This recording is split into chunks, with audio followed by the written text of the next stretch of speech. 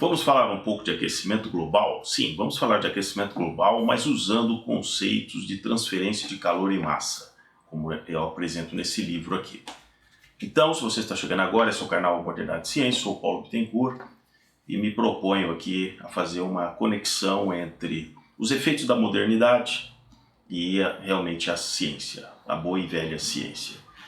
Num vídeo anterior eu comentei com vocês a respeito de certas falácias em relação ao aquecimento global, que ele existe, realmente ele existe, como na história da Terra se comprovou várias vezes.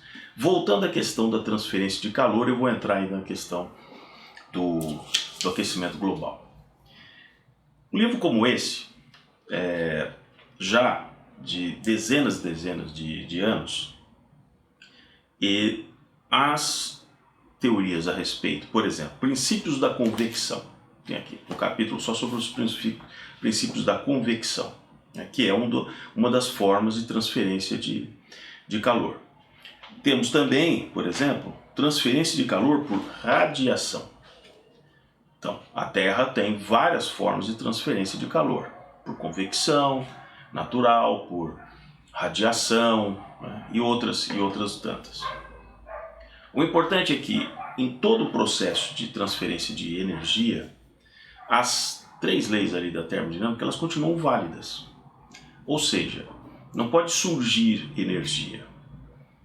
A energia que você obtém de um processo, ela vai naturalmente um processo de transferência daquela energia para um outro. Então pode ser uma energia de calor, na forma, por exemplo, de calor, transformada numa energia cinética, como se fosse uma locomotiva tradicional, daquelas a vapor, com uma caldeira a vapor, onde todo aquele calor acabava sendo, pela expulsão ali do vapor da caldeira, passava por êmbolos que faziam todo aquele movimento que ele era levado para as rodas. Então você tinha uma transferência de calor para movimento.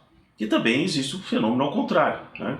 Que você pode, através de realmente uma agitação ali daquelas moléculas, levar a um calor. As coisas são equivalentes. Só que em ambos os processos, ou seja, ter movimento e gerar calor, ou ter calor e depois gerar um movimento, você tem uma perda intrínseca, que a entropia entrou exatamente para na equação mostrar que não poderia haver um ciclo infinito onde você entra com uma quantidade de energia, aquilo há um resfriamento, você recupera aquilo para um condensador, enfim, e aquilo volta para se aquecer, por exemplo, uma caldeira, e o ciclo começaria novamente. Você tem que continuamente inserir uma nova quantidade de energia para que o sistema continue. Apesar de nós chamarmos que é um sistema, muitas vezes, um sistema cíclico, né, como motor a combustão, mas continuamente está entrando combustível ali para gerar aquele ciclo. O planeta Terra também depende disso. Ele não é uma fonte de energia puramente isolada. Ele tem realmente a energia tectônica ali, toda aquela energia do centro da Terra, mas é uma energia realmente finita. Quando nós temos o Sol, por exemplo, nós temos uma abundância, enquanto o Sol durar, dessa energia, né, que sempre flui, uma parcela dessa energia vem para a Terra, né, em forma ali da radiação solar, aquela coisa toda. Uma parte é refletida pelo próprio campo magnético da Terra e o percentual realmente chega a tocar a superfície do planeta. Então nós temos carência exatamente dessa abundância de energia que continuamente inunda a Terra. Se essa energia em algum momento for interrompida, em pouquíssimo tempo a energia que a Terra tem no interior não será suficiente para evitar que o planeta fique simplesmente congelado, como é, por exemplo, Marte. No caso de Marte, exatamente pela distância que ele está totalmente congelado. E no caso de Vênus, ele está ali bastante quente. A Terra está exatamente no meio do caminho, o que faz com que as coisas aqui funcionem com base nesse fluxo de energia. Então, vamos aqui para alguns pontos aqui que é um complemento do vídeo anterior que eu fiz. Vamos falar, por exemplo, do hidrogênio. Nós sabemos que realmente que o hidrogênio tem uma gigantesca capacidade de gerar energia. Ele tem ali nas suas moléculas, se você realmente colocar o hidrogênio em contato ali com O2, por exemplo, e também em gás, uma célula ali de hidrogênio, ele produz uma quantidade por exemplo, de energia. Você pode transformar isso, por exemplo, numa energia elétrica, e aquilo está acoplado a um motor elétrico. Então, carros que usam essas células de hidrogênio são altamente eficientes, porque o próprio motor elétrico é muito mais eficiente que o motor a combustão. O armazenamento, quer dizer, o volume que está ali de hidrogênio junto com oxigênio, em função da magnitude da liberação de energia, é muito melhor do que você ter no mesmo volume, digamos assim, um reservatório de gasolina, de óleo diesel, de querosene. Isso é verdade. Só que, por que eu trouxe aqui o livro de transferência de calor e tal? Para nós conseguirmos ter a célula de hidrogênio pronta, para que nós simplesmente demos o start ali naquele carro de célula de hidrogênio e começarmos a usufruir dessa enorme capacidade de energia, essa energia teve que ser armazenada. O hidrogênio não entrou ali no cilindro simplesmente por livre e espontânea vontade. Então, os fenômenos que levam em conta a transferência de calor medem exatamente isso. Quanto do calor que eu posso obter através de uma reação química, através da queima de, por exemplo, um carvão, quanto que eu consigo, nessa transferência de calor, gerar uma energia aproveitável. Nós já sabemos que nem toda a quantidade de energia que está ali eu consigo transferir para um processo ali, motor, um motor a combustão, mesmo motor elétrico, quer dizer, mesmo uma placa fotovoltaica, ela não transfere todos aqueles watts por metro quadrado que ela capturou da radiação solar para a energia que vai mover um motor. Existe uma perda nas placas, na transmissão pelos fios, essa coisa toda. Então, sempre num processo desse haverá uma perda. Então, nesse caso da produção do hidrogênio, você gasta também uma energia antes mesmo do hidrogênio estar ali. Então, quando você tiver o seu carro movido a célula de hidrogênio e você tiver que fazer quanto é o refil desse cilindro de hidrogênio e tal, no custo daquele cilindro também está embutido todo o gasto de energia para levar o hidrogênio do seu estado natural para ele estar altamente comprimido dentro daquele cilindro.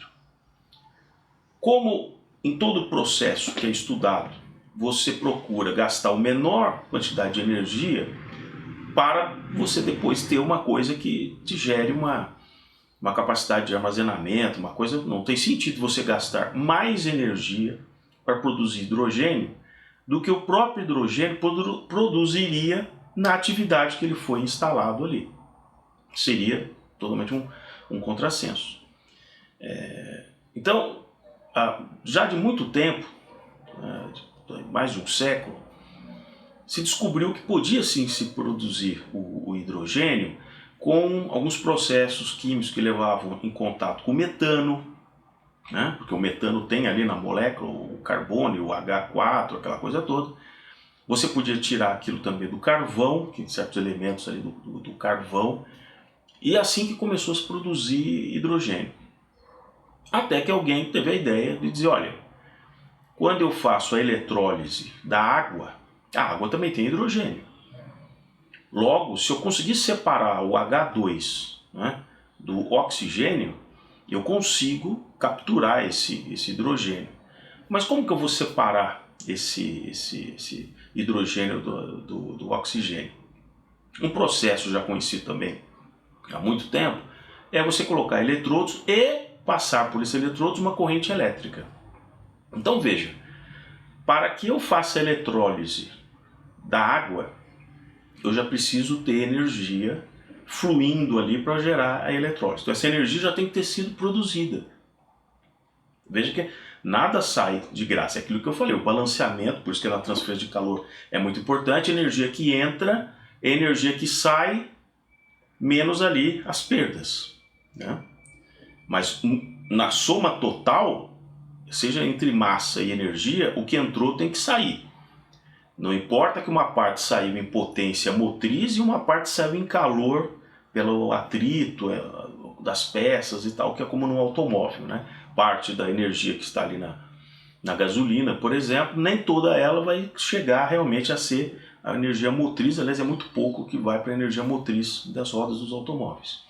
Então, nesse exemplo da eletrólise, fica claro que você já precisa de uma fonte prévia de energia para manter o processo de eletrólise. E aí que está.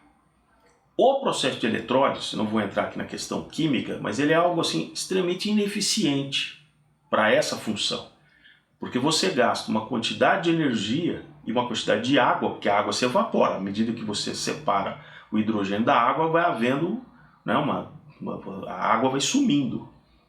Então, quando você mede a quantidade de energia que você colocou no sistema e o hidrogênio e o oxigênio que você gerou, você acaba tendo uma perda muito grande desse processo. Era melhor um processo químico que envolvesse o metano diretamente e o carvão, onde, do ponto de vista de massa de energia que você tem antes do processo começar, e a energia final, que seria a quantidade de hidrogênio e oxigênio produzido, é muito mais eficiente. Da onde vem essa ideia de fazer através da eletrólise? Vem da ideia de que a energia captada vem ou de rotores eólicos ou de placas fotovoltaicas. Em tese, isso parece que é uma energia que veio de graça. Mas, de novo, a termodinâmica, como eu sempre digo, é implacável. Para construir a placa fotovoltaica, para minerar o polissilício para fazer aquelas placas, para fazer aqueles rotores eólicos, os guinchos, os guindastes, os caminhões que levam toda aquela parafernália, a siderúrgica onde foi produzida, aquelas bases gigantescas, enfim, tudo gastou energia. E essa energia veio de onde? Também veio de fontes eólicas e fotovoltaicas? Não. Também veio de combustíveis fósseis. Então é um tanto quanto falacioso você dizer, como tem se dito aí, que não, o hidrogênio verde é uma coisa que é produzida porque você não usa combustíveis fósseis. Será? Será que em toda a cadeia você só está usando luz solar e o vento para produzir? Eu creio que não. Agora, ainda que você queira encarar produzir o hidrogênio com a eletrólise, esse processo ele é muito menos eficiente do que se você caminhasse mais rapidamente na produção do hidrogênio através de reações químicas. Então, tudo isso na área de transferência de calor, na área da termodinâmica, desde que se descobriu todos esses processos há mais de 200 anos, se procura usar o caminho mais eficiente e o mais curto para você gerar energia.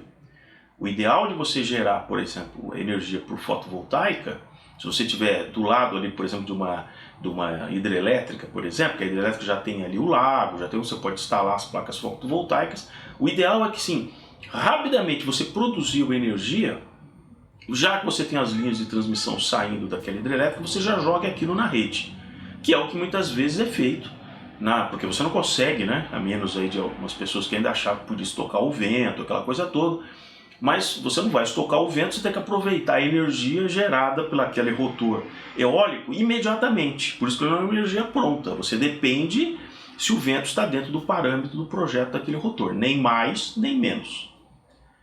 Produziu aquela energia, joga na rede imediatamente. E isso, um sistema integrado, computadorizado, significa que você consegue talvez desligar uma turbina de uma hidrelétrica a dezenas, centenas de quilômetros de distância daquele parque eólico. Então isso é muito importante, a energia eólica, mas ela é uma energia adicional. Tem vento, está na quantidade ideal, essa coisa toda, tal, produz. Fotovoltaica, está durante o dia, no momento em que está a melhor captação, porque também tem isso em função do ângulo do sol, muito bem, põe na rede e tal. À noite você não pode contar com aquilo, né? Então são energias complementares. Mas veja que a beleza dessa questão de você integrar na matriz energética é que você rapidamente coloca aquela energia na sua rede de distribuição. Nesse processo de gerar o tal do hidrogênio verde, a ineficiência é muito grande. Porque você tem que ter gerado energia elétrica antes, ter passado por um processo de eletrólise, o gás não vai para dentro do cilindro sozinho, você tem que usar compressores, você tem que usar refrigeradores, porque aquilo tem que ficar também refrigerado, né? Porque aquilo é muito volátil, muita coisa, até que você conseguiu armazenar aquilo em várias atmosferas. Eu tenho vídeos aqui que eu falo como é perigoso e é custoso você produzir aquele cilindro de hidrogênio. Depois você tem que transportar isso por um caminhão construído especialmente para transportar aqueles gigantescos cilindros de hidrogênio, que são muito pesados porque a espessura das paredes tem que ser algo muito mais reforçado que se fosse o gás, o butano que a gente tem num botijão convencional aí de gás de cozinha. Tudo isso, o caminhão também será elétrico. Então, eu estou estimulando esse tipo de análise, não é contra o uso do hidrogênio como célula. Existem vários robôs que fazem cirurgias, coisas que não podem se desligar-se no meio de uma tempestade, então algum lugar que precisa ter uma energia. Então, é claro que essa célula de hidrogênio ela é muito bem-vinda, mas não dá simplesmente para imaginar que será comercialmente viável gerar o hidrogênio simplesmente a partir de fontes eólicas e fotovoltaicas. O processo de eletrólise hoje é de 5% da produção mundial do hidrogênio e com um custo 5 vezes maior. Então ele não tem muito espaço, por mais que algumas empresas estejam investindo nisso, tentando convencer e tal, mas a necessidade de grande escala de certos tipos de indústria que precisam do hidrogênio para fazer até uma descontaminação do material que é feito, enfim, uma quantidade tão grande que não é viável ele simplesmente usar o hidrogênio dessa maneira. E é interessante que nessa questão então do aquecimento global, vejam que as forças que estão envolvidas, seja dos vulcões, seja do Sol, seja do próprio campo magnético da Terra, basta que numa certa conjunção ali de fatores você tenha maior ou menor atividade solar, uma certa condição de maior número de vulcões, como recentemente nós tivemos lá em Tonga, né?